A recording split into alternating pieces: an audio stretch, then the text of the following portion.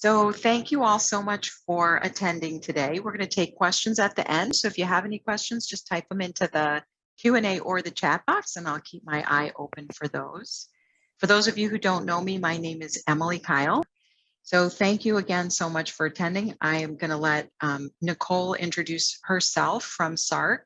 I've been involved with SARC for many, many years and am on their education committee, as well as the professional advisories committee, and I'm a wholehearted supporter of the work that they do, both in research as well as the resources they provide to the community, the information that they have, and the services that they provide to families. So with that, Nicole, thank you so much for being with us today and giving us some of your time. Thank you. Of course. Thank you, Emily. And thanks everyone for joining us today during your lunch hour. I'm excited to share some findings from a recent research study that we just recently published. So in terms of an introduction, my name is Nicole Matthews. I'm a developmental psychologist and the director of research at SARC.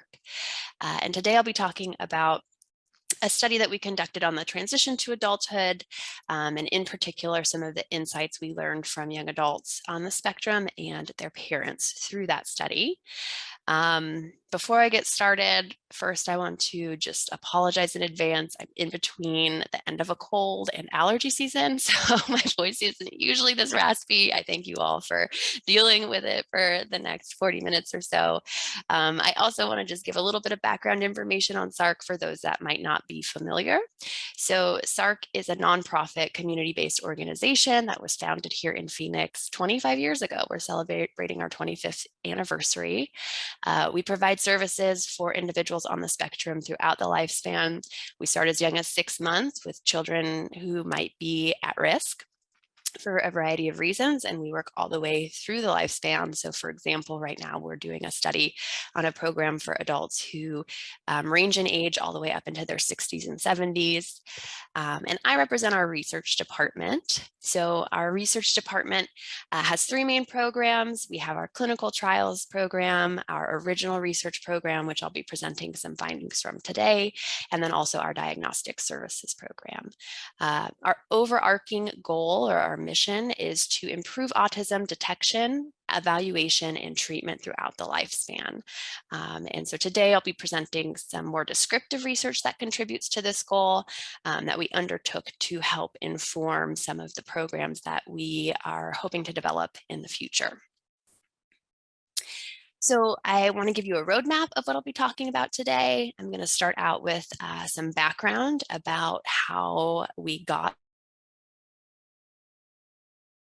research and some of the literature that was already published in the field. Then I'll talk about findings from the mixed method study that we conducted. And by mixed methods, I mean we used 2 different methods within the study. So we looked at both data from standardized assessments that usually provide a numeric value. These are assessments that you might see conducted by professionals when they're doing treatment planning. We also use them a lot in research to try to get sort of put a value on an individual's functioning in various areas. But we also collected qualitative data in the form of interviews with young adults who had a diagnosis of autism and at least one parent of each young adult. I will also talk about take-home points from the study, or what I think are the take-home points, my interpretation of them. And then I'll spend a couple of minutes at the end talking about current research opportunities at SARC. So we encourage you to look more into those and share them with your network if there's something that is of interest to you.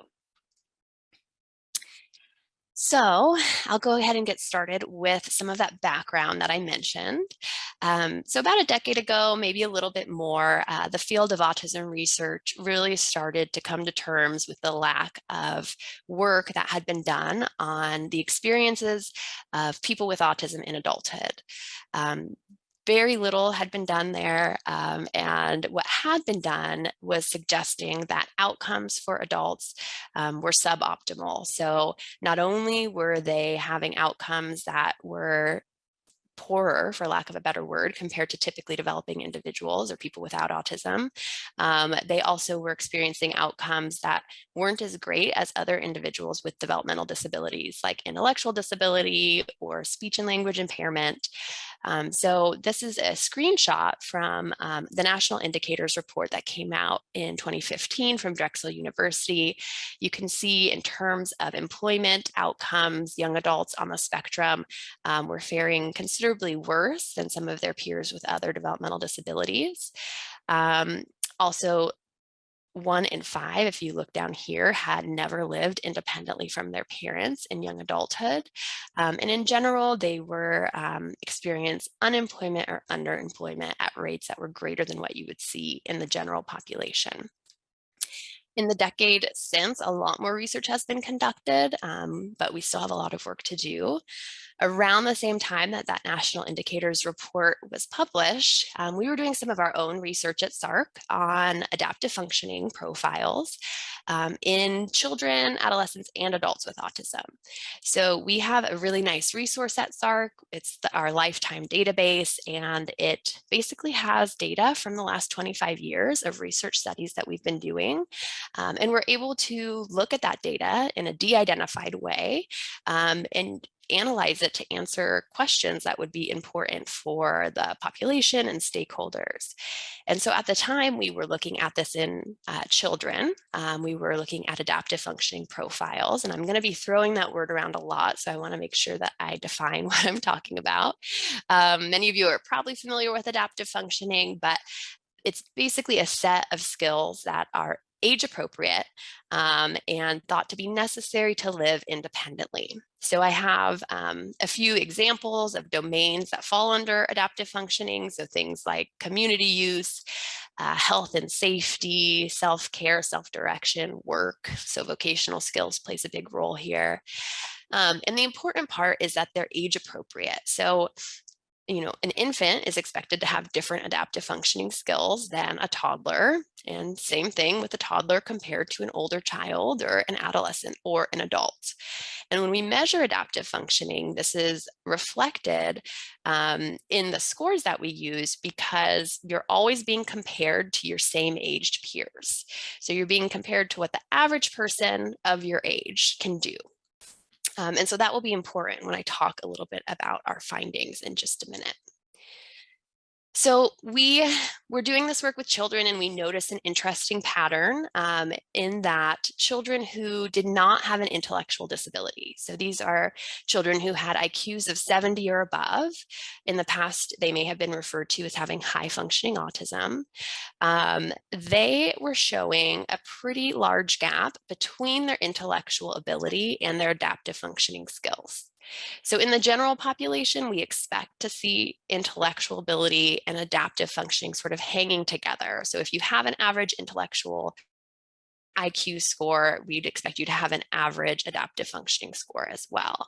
But in these children who were not intellectually impaired, we saw them having average to above average intellectual ability scores, but their adaptive functioning scores were falling well below their own scores and oftentimes in the impaired range. So we wanted to look at this in adolescents and adults to see if this pattern persisted. So we published a study back in 2015. We were able to utilize data from that lifetime database where we looked at intelligence scores and adaptive functioning scores from adolescents and young adults on the spectrum. And we replicated what we saw in young children. So I'll orient you to this graph on the left of your screen. On the y-axis, we have standard scores on a measure of adaptive functioning, and 100 is average. That's what you'd expect in the general population, an average score to be. And you can see here that for all of our groups, which we separated by intellectual ability, they were all falling well below average, and their averages were actually below 70, which suggests disability or impairment. And what's most notable is that there was no statistical significant difference between any of the groups, despite these pretty large differences in their intellectual abilities. So statistically, our individuals who had high or average IQs had adaptive functioning scores that were similar, or the same to our individuals who had an intellectual disability.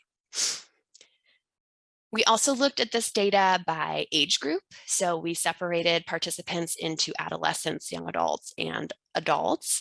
And over here, we have their IQs plotted. Again, this is a standard score where 100 is average. So you can see the average of the sample was around 90. And you really see in this graph that gap between intellectual ability and adaptive functioning. So these are the adaptive functioning domains over here. And what was really striking to us was that the solid line, which represents adolescence, had a much smaller gap, a statistically significant, which was statistically significantly different from the gap between our adolescents, the gap in our adults. So we can see that it appears that as individuals age, the gap between their intelligence scores and their adaptive functioning scores are getting bigger. And this was mostly seen in communication and socialization scores, and it could be suggesting a stagnation of adaptive functioning skills with age. So it's not that these individuals are losing skills. It's not that one day they were able to brush their teeth independently and then a few months later they weren't, right? Or by the time they got to adulthood, they weren't. It's that they are not developing skills at the same pace as their peers who are of the same age. So there seems to be a stagnation of adaptive skill development happening. It could be also that this has to do with what has been referred to as the services cliff. So once individuals on the spectrum exit high school, they lose a lot of the services that they were receiving through high school in special education or with their 504 plan, and there's not a lot out there for adults. So that could be contributing to this as well. So the implications of this work were, we thought, very important. So basically, we saw this gap most pronounced in participants who did not have an intellectual disability. So the biggest gap was in these individuals who had IQs of 70 or above and who were otherwise doing okay in terms of academics and their intellectual functioning. We see this gap begin to appear around school age, and we see that the impairments become more pronounced with age, and it continues into adulthood. If you combine this with what we know that this population or this demographic of people with autism are even more underserved than people who do have an intellectual disability. So oftentimes they aren't receiving publicly funded services, or they might not be receiving special education at school. They might be focusing on academics and not really focusing on learning adaptive functioning skills in their high school years. It's not really surprising that we see some of those suboptimal outcomes that I presented earlier on in the presentation. So it makes sense that we see these delays achieving independence in adulthood. That research had some limitations. It was a cross-sectional design, which means we did not follow the same individuals over time. We looked at adolescents and adults at a single time point and compared their scores. So there could be some cohort effects happening here, meaning that the adolescents are potentially benefiting from services that maybe those adults didn't have access to. There has been some longitudinal research, though, that is consistent with our findings. So I'll just give a brief 30-second summary. So this group followed individuals ages 7 to 23 over time and looked at their adaptive functioning. Remember, they're looking at a standard score, which compares them to their same aged peers at every time point. So it's essentially a moving target. And what they found is the majority of their sample did not show improvements on their adaptive functioning scores, and a small minority, but an important one, actually showed deteriorating scores over time. And what was really meaningful about this is these were individuals who were in treatment, so they were receiving evidence-based treatment. And it just speaks to the fact that adaptive functioning expectations get greater as we age. So even if someone is developing skills, when you look at their skills compared to what is expected at that age, their skills might not be progressing at a pace that would put them sort of into that average range to where they're showing improvement on these measures. We also didn't get any information about what was causing this gap between adaptive functioning and intellectual functioning from the research that we did. And it sort of left us questioning, okay, well, what should we do with this information? It could have been a number of variables. So executive functioning has been proposed to be behind this gap. A lack of implicit learning in individuals with autism has also been documented. So whereas the average person learns from their environment, there's been some research to suggest that people with autism do not experience the same level of implicit learning. Intrinsic motivation was another factor that we identified. And there's certainly other factors that likely are contributing to these findings. So we were left wondering, like, okay, well, what do we do to help sort of bridge this gap and to help individuals as they transition to adulthood to develop the skills that they need to reach their own goals? So that led us to the study that I'm going to spend most of my time on today. We recently published this study in the journal Autism, and it is that mixed method study I was talking about at the introduction. So we really wanted to get more insight and more details and more rich description about what was happening with young adults as they transition to adulthood. So we recruited 21 young adults and their parents. The sample size was relatively small because this was a mixed method study and we were doing qualitative analysis with them. We did a traditional battery of standardized assessments where we collected their IQ and then a parent report of adaptive functioning. And then we conducted these semi-structured interviews with the young adults and their parents. And we did these independently. So the interviews were about 90 minutes and we independently interviewed each young adult and then independently interviewed at least one of their parents. This table just demonstrates some of the characteristics of our participants. The note I want to make is that we over-recruited for participants who had at least 1 year of consecutive employment history because we wanted to get a better understanding of what those individuals did to be able to successfully achieve and maintain employment. The other half of the sample had limited employment history. So the majority did not have any employment history. A couple had a few months. So the most employment history that this group up here had was about 4 months.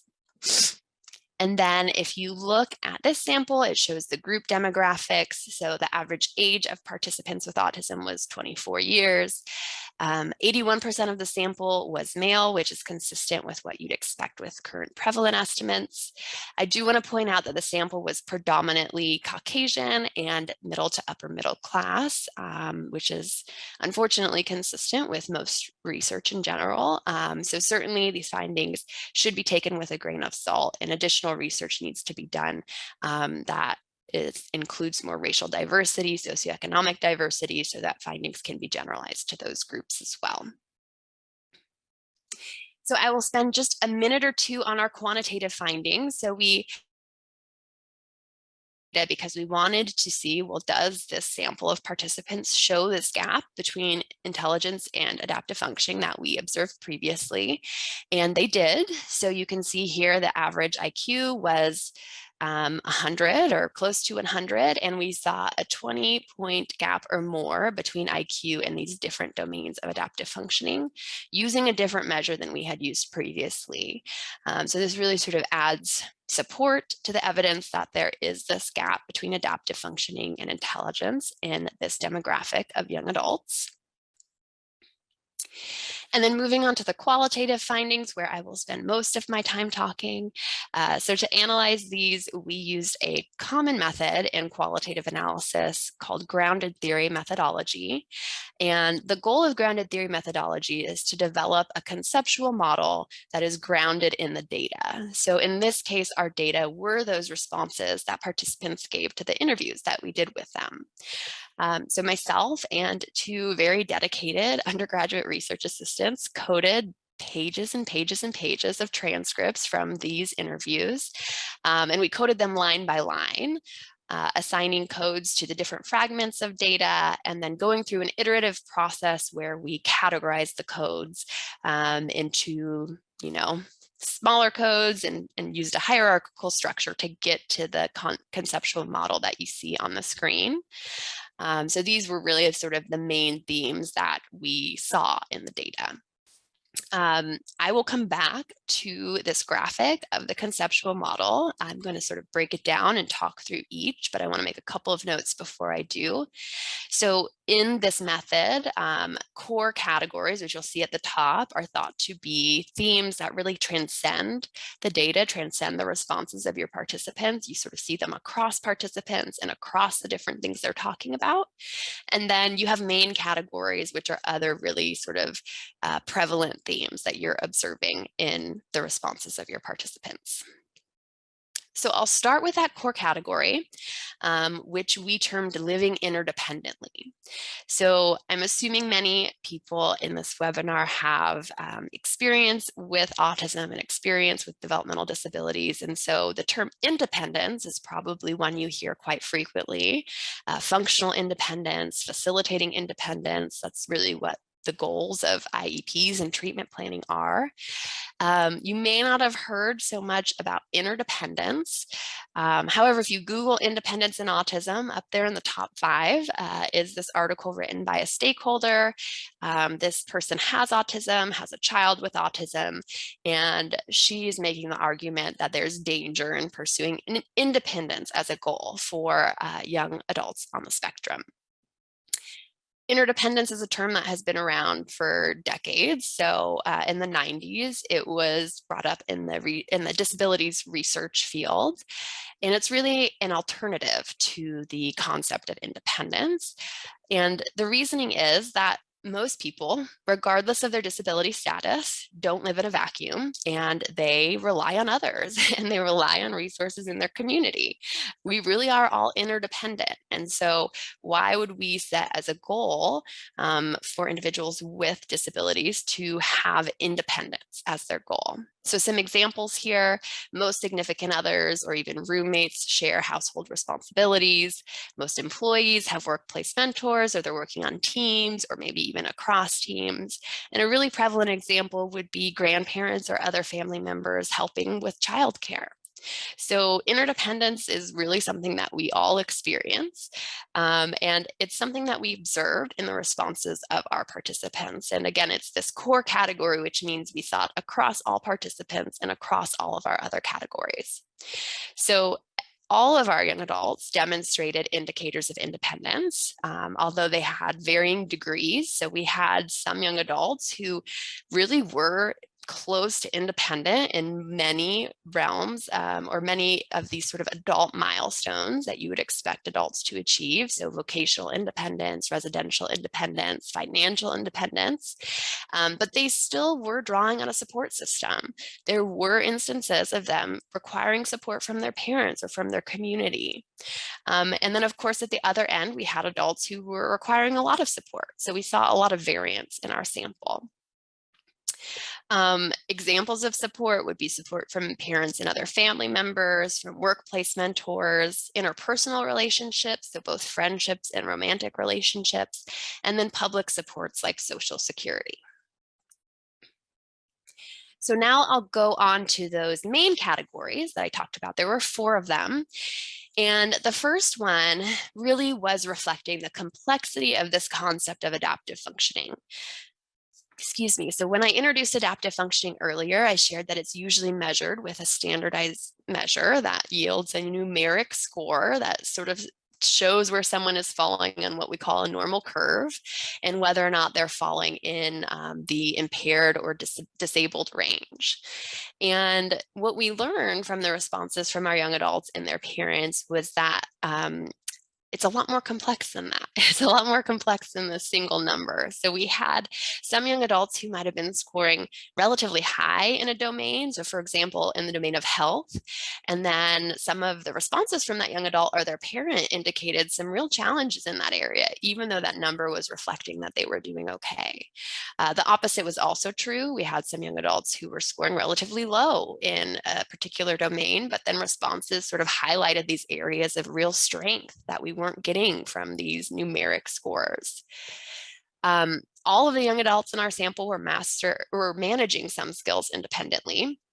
So even though what I talked about earlier sounds really scary, we see this huge gap between adaptive functioning and intellectual functioning, it doesn't mean that they're not managing some skills independently.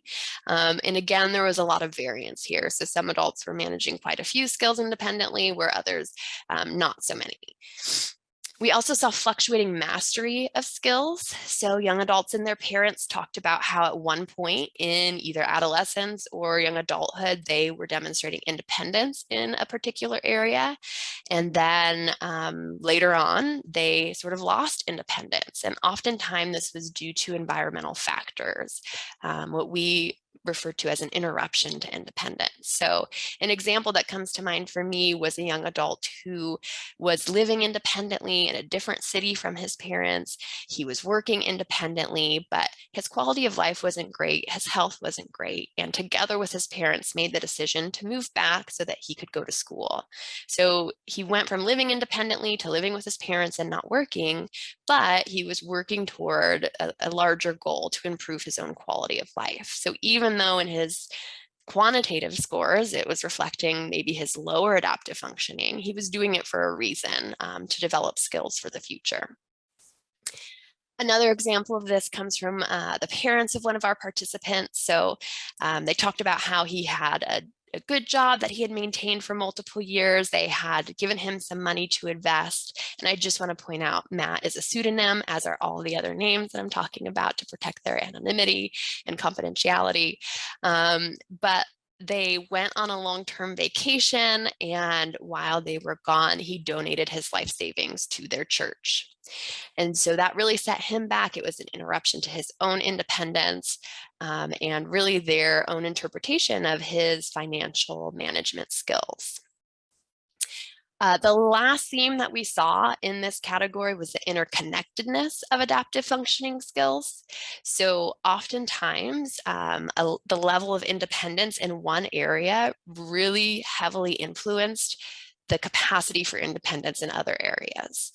We most commonly saw this with transportation. So this is demonstrated by Liam, who shared that he doesn't feel he can be independent in making his own healthcare appointments and managing his own healthcare appointments, because he needs to get a ride from his mom to go to all the healthcare appointments. And so it really doesn't make sense for him to schedule those on his own, since it needs to work with her calendar.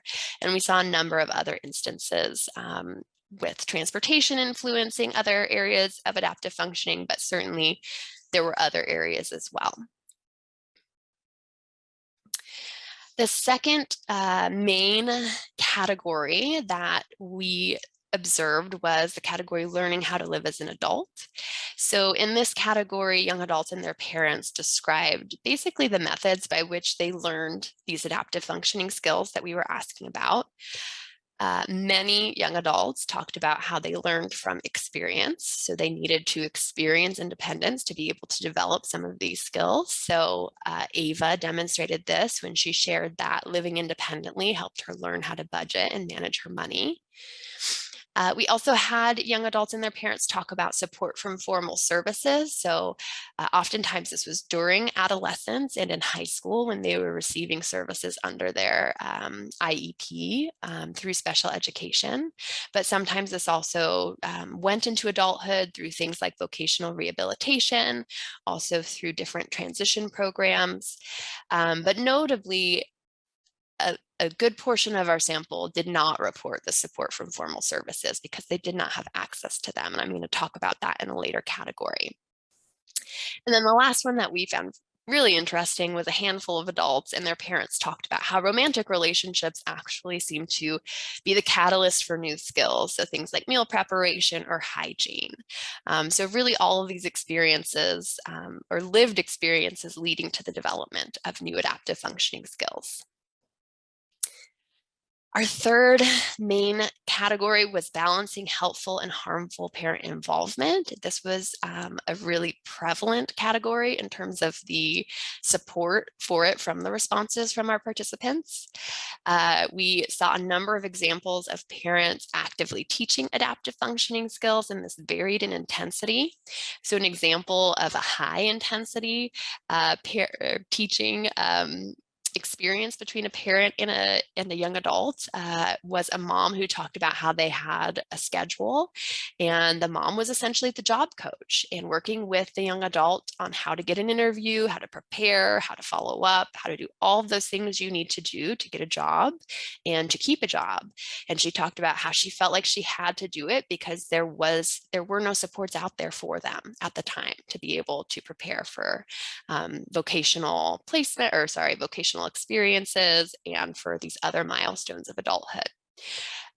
We also saw this with less intensity. So it could have been something like the parent having the young adult fill out forms at the doctor's office when they go with them, or it could have been the parent teaching the young adult or even the adolescent how to do laundry, and then sort of slowly fading their support and then requiring them to do their own laundry. But there was a lot of talk about these sort of, I guess you could call them informal teaching experiences from the parent. We also had parents who talked about how they set expectations for their teens and their young adults. And conversely, we had parents who talked about how they felt that they wished they would have set more expectations, and that they wish they would have been better at sort of following up on those expectations and holding their teen or young adult to those expectations. So this is exemplified by Luke's mom, who, this is one of my favorite quotes, shared that when he was getting ready to leave high school, she told him he had to get a job or go to school or enlist in the Navy or something, but he's not going to stay at home and be a professional video game player and Cheetos eater. So really sort of saying, here are these expectations that are reasonable, will help you get there, but you're going to do something when you leave high school. And then last, we saw examples of parents preventing autonomy. So this was reported both by young adults and also by parents. So some parents reflected back and wished that they hadn't been so involved and had not been so controlling of certain things. So this example comes from Emma, who shared that her parents take control of her banking accounts and her apps, and that she felt like she really needed control of that to be able to learn how to manage her own money.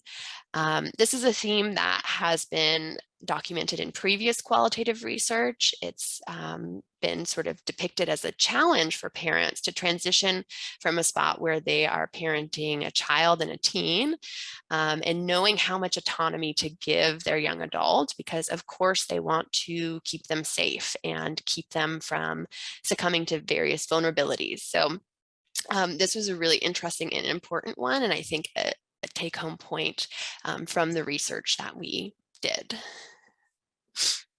Our last main category was overcoming obstacles to autonomy. This was another one that was very prevalent in the responses of our participants. So I'll start first with what the various obstacles were that they reported. So core symptoms of autism were identified as an obstacle in getting a job. So it really sort of made it difficult to get through the interview process. Also keeping a job. So some social challenges or restricted behaviors or repetitive behaviors often made it so young adults had challenges keeping their jobs. Anxiety symptoms were highlighted by many of our young adults as a large barrier to achieving their own goals. They identified it as really getting in the way of them working toward the goals that they wanted to achieve. And anxiety is a very common co-occurring condition for autism. So this is likely something that is going to be relevant for many individuals on the spectrum as they transition to adulthood. Executive functioning challenges were identified by many of our young adults, in particular as they pertain to driving. So this was identified by some of our young adults as the reason why they don't feel safe or they don't feel that they could drive independently. Different levels of intrinsic motivation. So the young adults in the sample who had high levels of intrinsic motivation tended to be the ones who were most successful in achieving independence in vocational and residential realms, whereas those who self-identified as not having motivation, so these are young adults saying, I just don't have the motivation to do it, were facing more challenges there. Unrealistic job and career expectations were reported both by the young adults and by parents. And then we also observed varying levels of insight into their own skill set. So we asked all of our young adults, what do you think you need to do to achieve your goals that you have right now? And some of them knew exactly what they needed to do, whereas others responded they really didn't know. They were unsure what they needed to do and work on. And then last, I alluded to this earlier, a number of unmet service needs were identified. And then two sort of sub-themes from that were young adults and their parents felt like there needed to be more support related to developing self-advocacy skills and then safety skills. Also in this subcategory, we had some strategies to address obstacles to independence, or to autonomy. The first was goodness of fit. This is another sort of theme that has been captured in other qualitative studies. And the idea here is really striving for a good match between the young adult and their environment. And when I say environment, I mean everything from their roommates to the residence that they're living in, to their workplace, and even the city that they're living in. So things like not having access to public transportation, not qualifying for publicly supported transportation, and then not having anyone to be able to take them places they needed to go, that was a real barrier for them to be able to achieve their goals. Whereas individuals who lived in an area where they could use public transportation had a lot more options available to them in terms of pursuing employment and being able to use the community how they wanted to. Many participants also talked about workaround solutions. So these were related to skills that the young adults had been working toward becoming independent in for quite some time and just had not been able to do. And so the young adults, usually together with their parents, thought outside the box to find a solution. So an example that comes to mind was a young adult who was living in their own house, but really could not keep up the cleanliness of the house and ran into some hoarding challenges. And so together with the young adult's parent, they decided that he would budget to have a professional cleaner come in regularly, and that would come out of the money that he was earning. We had many young adults and their parents talk about how they felt good enough. For many, this was feeling good enough for now. So, they realized that there was more room to grow, but they felt good in their current situation. But for some, it was feeling good enough just in general. So Dan shared that he was really happy with the position that he is in, even though it might not be to his parents' standards. And then last, we had many participants talk about benefits of overcoming their obstacles and achieving independence. So one example of this comes from Mike's mom, who shared that a lot of his skills improved since he started working. So not just vocational skills, but social skills and executive functioning skills. And she also felt that he was depressed when he wasn't working. So she was really seeing the benefit of him overcoming these obstacles and achieving independence. So now that I've gone through all of those categories and provided all of that information, I'll bring us back to this conceptual model that we were aiming to develop through this study. And I just want to point out that those different categories we propose have bidirectional relationships with each other. So for example, if you look at the complexity of adaptive functioning, an individual might have fluctuating levels of functioning on a certain skill within adaptive functioning. And that's going to influence the level of parent involvement, right? But at the same time, the level of parent involvement influences the level of adaptive functioning that a particular individual has. And so we saw those sort of bidirectional relationships between all of these main categories that were identified. So my take-home points, or my interpretation of these findings of what I think could be helpful in terms of planning for the transition to adulthood. One consideration could be to plan for interdependence in adulthood rather than independence. So instead of identifying this really lofty and maybe like nebulous goal that's hard to define of independence, thinking about what are the individual's strengths and then where are the areas where they might need to draw on their support system in adulthood.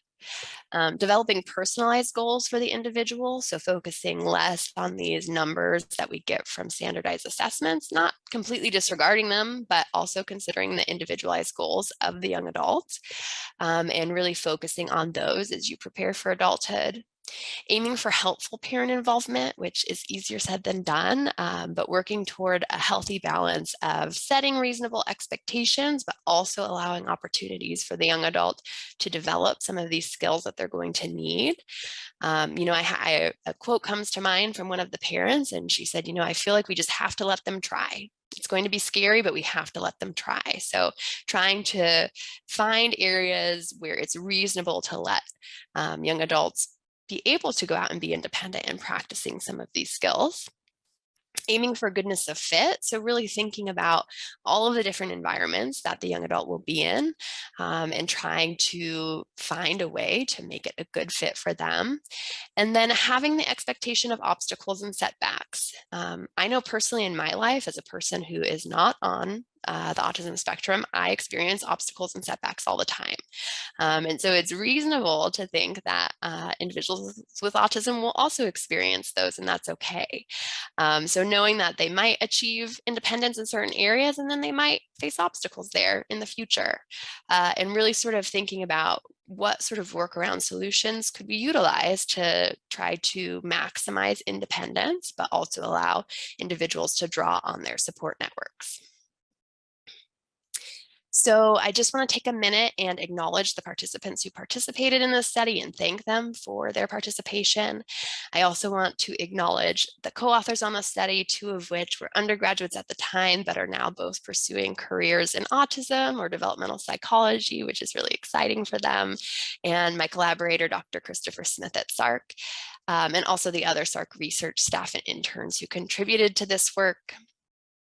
Like I said at the beginning, I'm going to do a quick plug for current research studies at SARC. So this is just a few of them. I'm going to share our website in a minute where you can learn about other opportunities, but we really have something for all ages. So first, we have our SPARC study. We are one site for the SPARC study, which is a national genetics study for people on the spectrum of all ages. The Envision study is for individuals with an autism diagnosis, ages 13 to 35, and it's looking at an investigational medication that targets social communication and decreasing repetitive behaviors. We also have the Tapestry study that we were recruiting for, ages 13 to 17. This study targets, it's another investigational medication that targets gut microbes, focusing on irritability and anxiety. And then the Anchor study, children and adolescents ages 5 to 17, another investigational medication focusing on reducing irritability associated with autism. Like I said, we have so many other opportunities. So our website is autismcenter.org. If you go to discover what we do and then choose the autism research tab, you can see all of the studies that we're currently recruiting participants for. So please feel free to take a look and share with your network if interested. And with that, I want to thank you all for listening, and I will check in with Emily to see if any questions have come in. So that was amazing. Thank you. Yeah, just so interesting and a different way to sort of think about things, that the independence versus interdependence. And I think you're right that we are all part of a community, big or small, that we rely upon to make it through every day. So it would make sense that that same expectation would be for kids on the spectrum as well, instead of expecting them to be in a bubble out there in the world and that they have to sink or swim. Yeah, it's a scary goal if you frame it in independence. So interdependence is much less intimidating. Definitely. Absolutely. So there weren't any questions. There were thank yous for a wonderful presentation. In the just a couple minutes we have left, I was wondering, one of the first slides where you showed intellectual IQ level and then adaptive functioning, is that also a study that was done on kids who have more average IQs? Because I'm thinking about, like, your average teenager, no matter how smart they are, seem to also have some adaptive function issues. So I was curious if there was a comparison. Yeah, that's a great point. And adults too, I'll say. So yes, these were, and I'm trying to reverse my slides, but we had a range of IQs in that sample. And so we were doing that study on individuals of all different levels of intellectual ability. There we go. So, we had individuals in the intellectual disability range all the way to what would be considered the gifted range. What I'll say to your comment about, individuals without autism having their own adaptive functioning challenges, that's sort of taken into consideration in those standardized scores.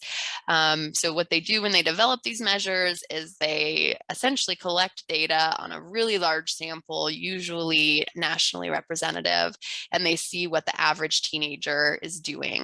And so that's sort of taken into consideration there. And that's why it's a moving target, because by the time you get to adulthood, hopefully your adaptive functioning skills are a little bit better. And so it's harder to be considered average as an adult than it is as a teenager.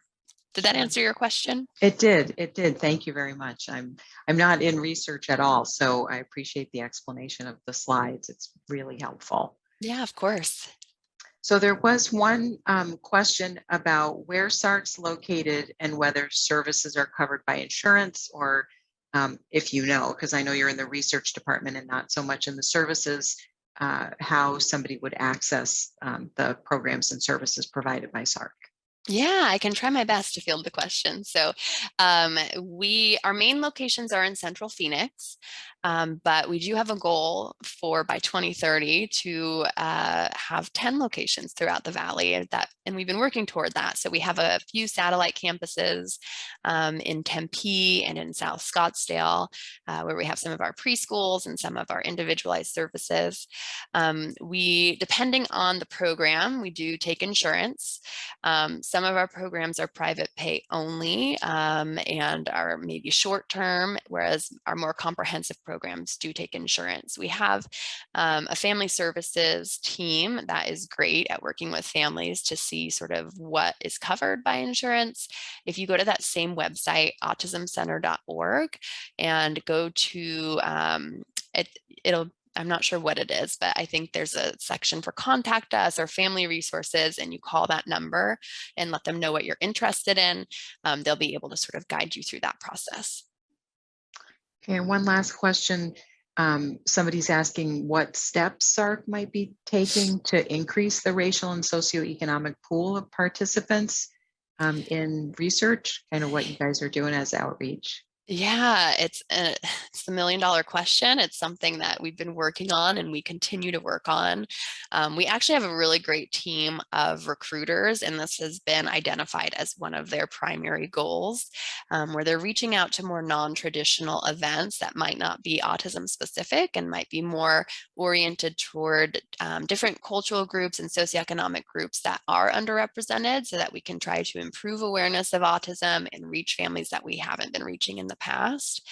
We're also doing a number of initiatives to reach out to the Spanish-speaking community in Phoenix to hopefully not only increase diversity in our research samples, but also increase screening and awareness of autism and lower the age of diagnosis and identification in that demographic. So we have a lot of work to do, and we're trying, and we're constantly building on these initiatives.